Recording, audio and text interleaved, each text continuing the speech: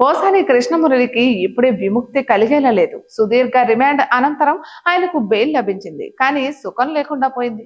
వారంలో 2 రోజుల పాటు ఆయన గుంటూరు సిఐడి కార్యాలయానికి వచ్చి సంతకం పెట్టాలని కోర్టు ఆదేశాలనిచ్చింది. అయితే వారంలో ఎలాగోలా వచ్చి సంతకాలు పెడుతున్న పోసాని కృష్ణమురళికి షాక్ ఇచ్చారు ఏపీ పోలీసులు. మళ్ళీ పోలీస్ విచారణకు రావాల్సిందేనని నోటీసులు ఇస్తున్నారు. తాజాగా సుళ్లూరుపేట పోలీసులు నోటీసులు జారీ చేయడం చర్చకు దారితీసింది.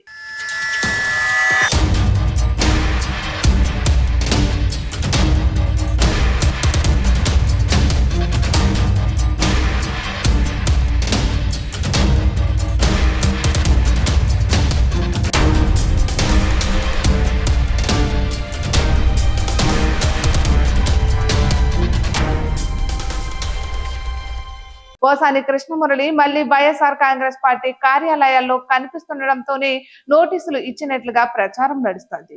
సోషల్ మీడియా కేసుల్లో పోసాని కృష్ణమురళి అరెస్టు జరిగిన సంగతి తెలిసిందే.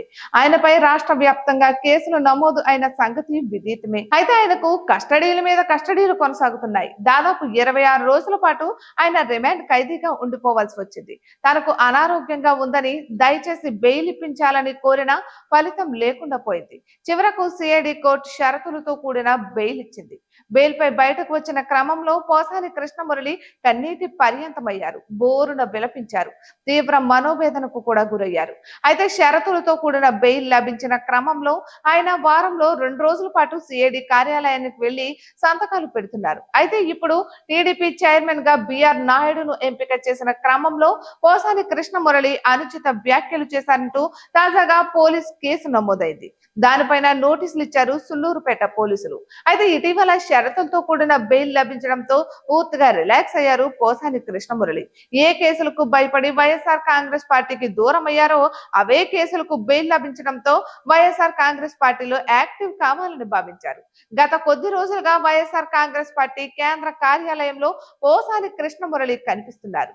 ఈ తరుణంలోనే కొత్త కేసులో విచారణకు హాజరు కావాలని సుళ్లూరుపేట పోలీసులు నోటీసులు ఇవ్వడం విశేషం.